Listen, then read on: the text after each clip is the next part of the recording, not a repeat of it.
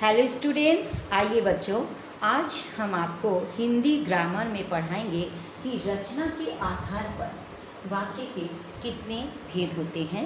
उसको हम उदाहरण के साथ आपको समझाएंगे। बच्चों, इसके आगे का वीडियो में मैंने वाक्य चैप्टर पढ़ा दी है और अर्थ के आधार पर वाक्य के कितने भेद होते हैं उसका भी वीडियो मैंने बना दी है।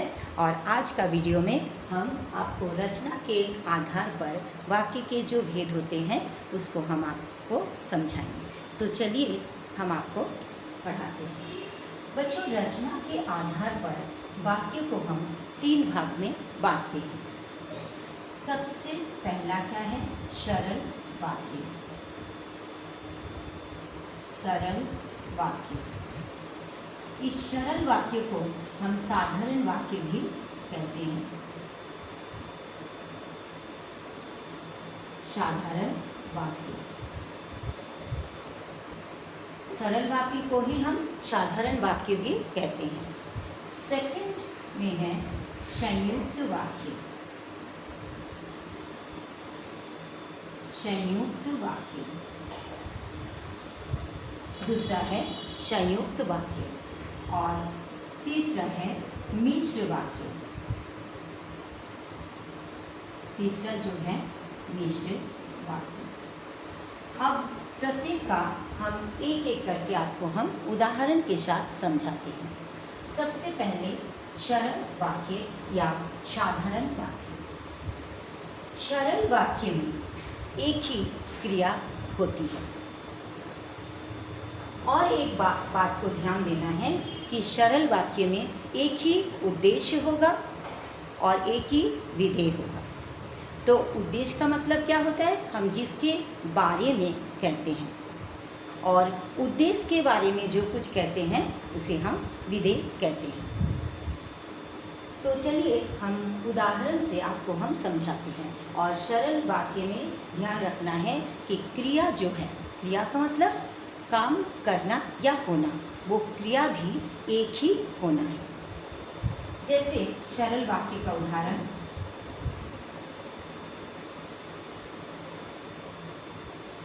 सरल वाक्य का हम उदाहरण देते हैं।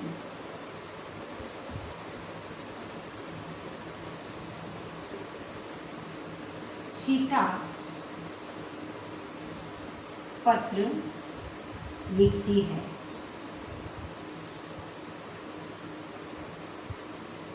सीता पत्र लिखती है।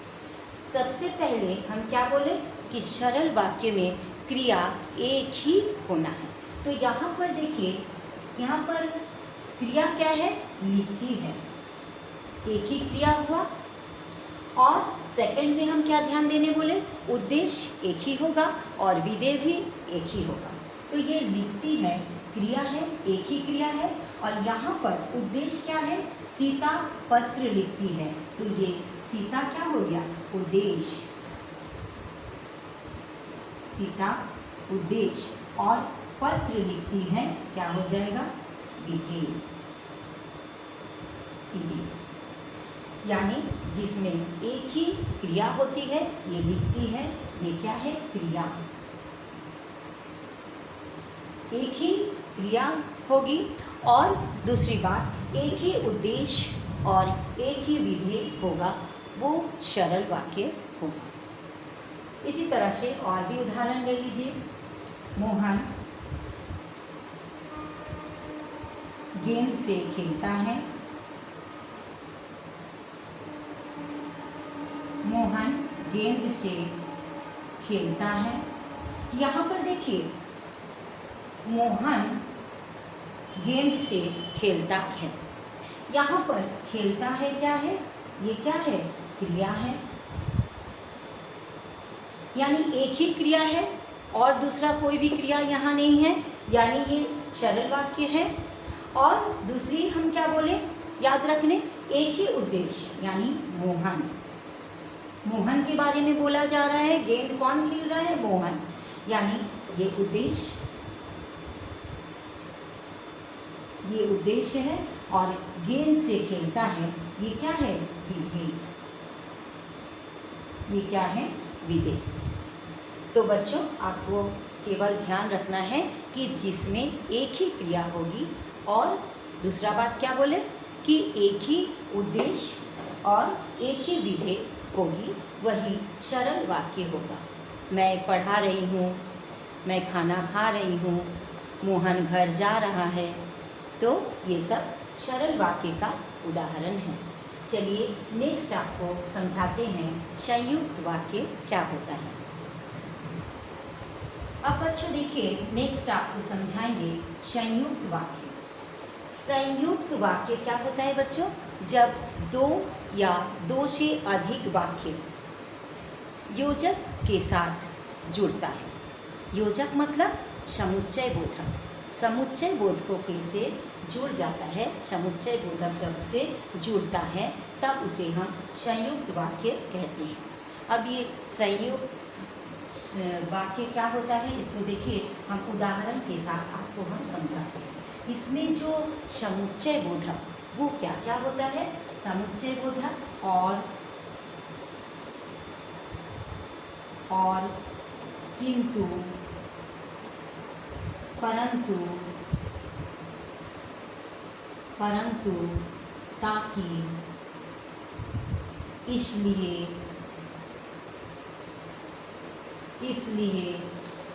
क्योंकि आदि। ये सब बच्चों क्या है? समुच्चय बोधक शब्द है। जब दो या दो से अधिक वाक्य को जुड़ने के लिए इन समुच्चय बोधक शब्दों का हम प्रयोग करते हैं, तब वही होता है संयुक्त वाक्य। यानी संयुक्त मतलब क्या होता है? मिलाना, दोनों वाक्य को परस्पर जोड़ना। तब दोनों वाक्य को बच्चों कौन जुड़ेगा? ये योजक मतलब समुच्चय बोधक जो शब्द है यही दोनों वाक्य को जुड़ेगा, तब वो हो जाएगा संयुक्त वाक्य। चलिए उदाहरण के साथ आपको हम समझाते हैं। उदाहरण,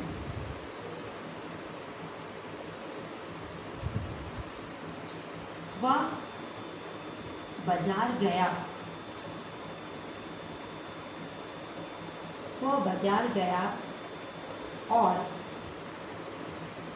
और सब्जी लेकर आया।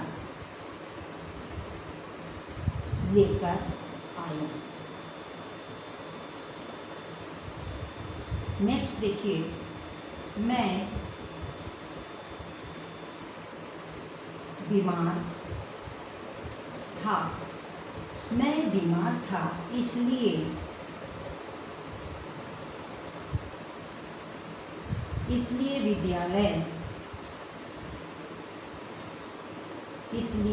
विद्यालय नहीं गया।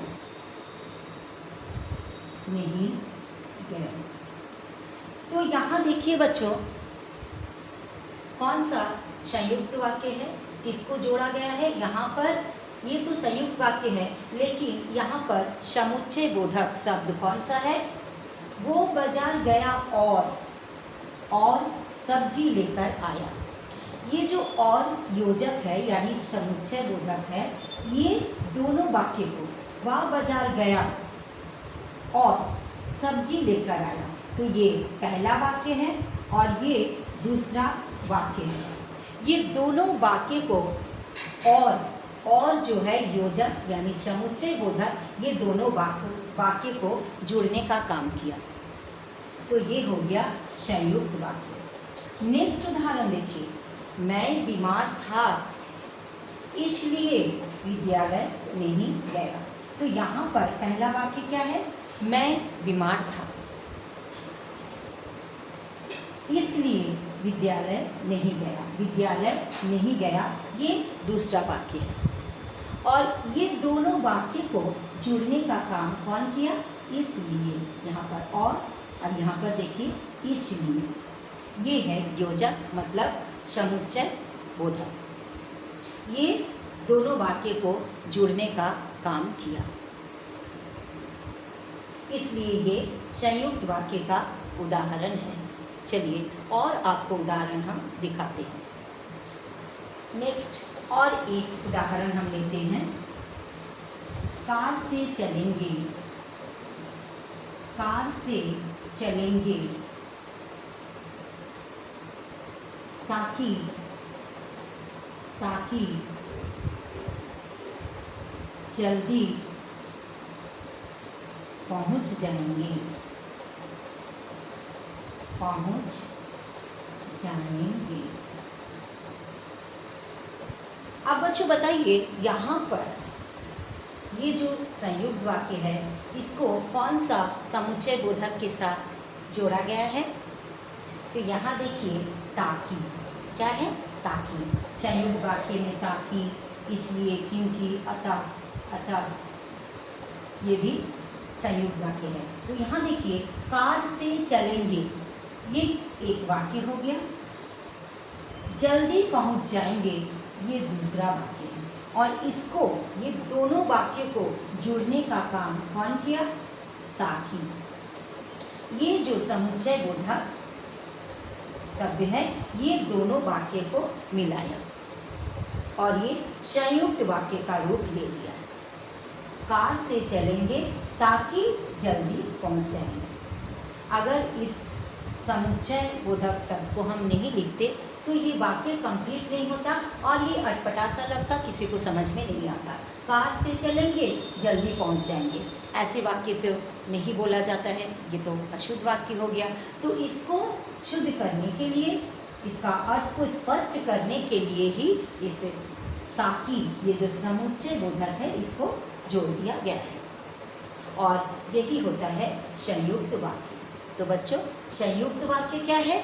जब दो या दो से अधिक वाक्य को जोड़ने के लिए समुच्चय बोधक शब्दों को लिखा जाता है, मतलब जोड़ा जाता है दोनों वाक्य को एक करने के लिए।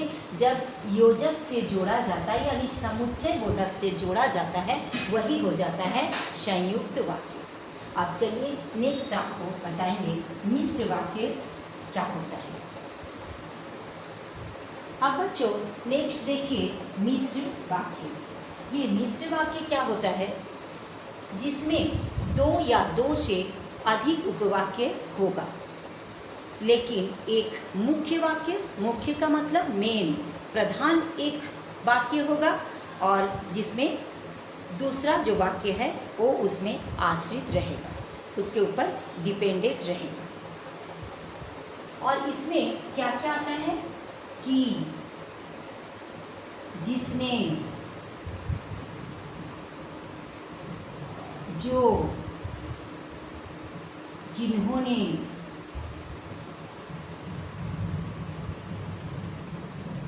ये सब मिश्र वाक्य के अंदर आता है। और इसमें मिश्र वाक्य में ध्यान देने का बात है कि दो वाक्य के बीच में, बच्चों आप जब भी दो वाक्य के बीच में कॉमा देखिएगा, कॉमा रहेगा, तब वो भी मिश्र वाक्य होगा। तो चलिए बच्चों, आपको हम उदाहरण के साथ और मिश्र वाक्य को क्लियर कर देते हैं। अब चलिए मिश्र वाक्य का उदाहरण हम देते हैं और आपको सिखाते हैं। सिपाही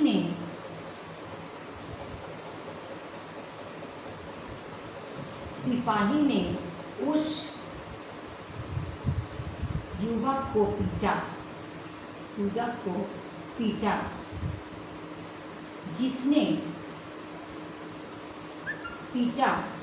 जिसने जेब काटी थी,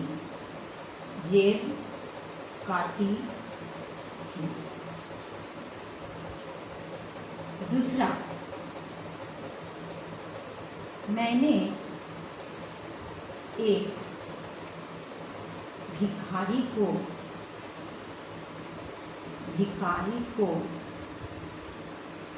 देखा जो बहुत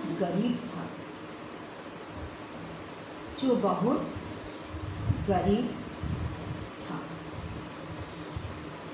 अब इसमें देखिए, सिपाही ने उस युवक को पीटा, ये जो पहला वाक्य है ये क्या है? ये मुख्य वाक्य है, ये आपका पूरा मुख्य वाक्य है। और जिसने जेब काटी थी, जिसने जेब काटी थी, ये क्या है? आश्रित उपवाक्य है, आश्रित है। ये मुख्य जो वाक्य है ये दूसरे वाक्य पर आश्रित है। सिपाही ने उस युवक को पीटा, ये हो गया मेरा प्रधान वाक्य। और इसमें आश्रित क्या है? किसको पीटा? जिसने जेब काटी थी।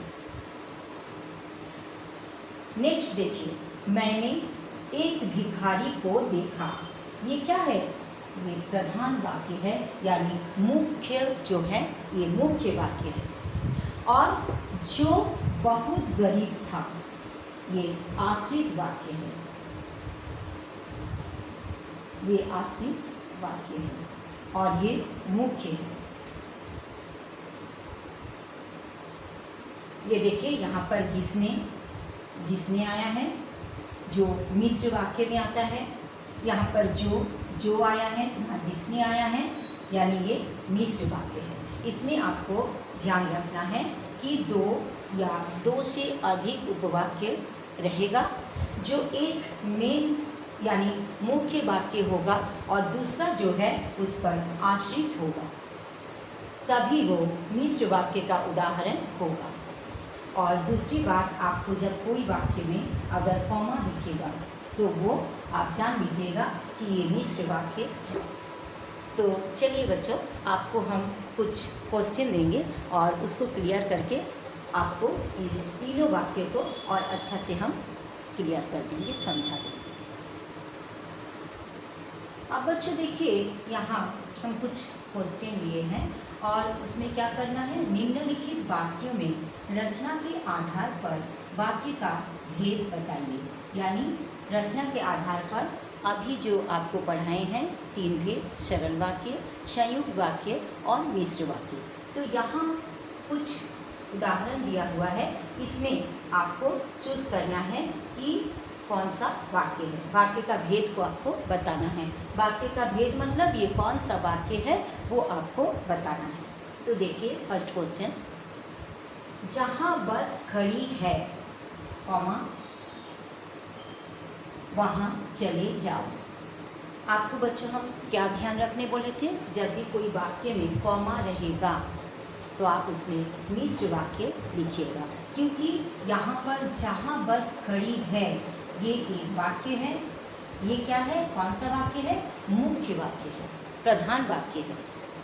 वहाँ चले जाओ और वहाँ चले जाओ आश्रित वाक्य है, इसलिए ये मिश्र वाक्य का उदाहरण है। तो आपको यहाँ लिखना है ये क्या है? मिश्र वाक्य।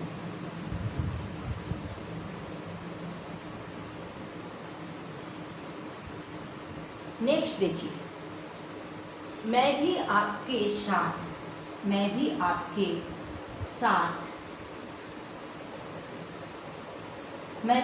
साथ चलता, किंतु मेरी तबीयत खराब है। मैं भी आपके साथ चलता, ये एक वाक्य हो गया।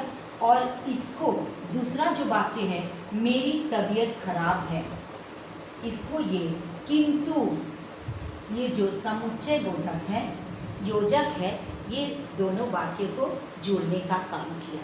किंतु यानी ये कौन सा वाक्य हुआ? संयुक्त वाक्य, संयुक्त वाक्य। नेक्स्ट देखिए, वह बाजार से समोसे खरीद कर लाया। वो बाजार से समोसे खरीद कर लाया। यहाँ ना ही ये मिश्र है, ना ही ये संयुक्त है, क्योंकि यहाँ ना ही कोई मुख्य वाक्य और आश्रित वाक्य है और ना ही यहाँ पर कोई भी समुच्चय बोधक योजक जुड़ा है। कोई भी 2 वाक्य को जुड़ा नहीं है, ये पूरा एक ही वाक्य है। तो यहाँ पर क्या होगा? ये कौन सा वाक्य है? सरल वाक्य।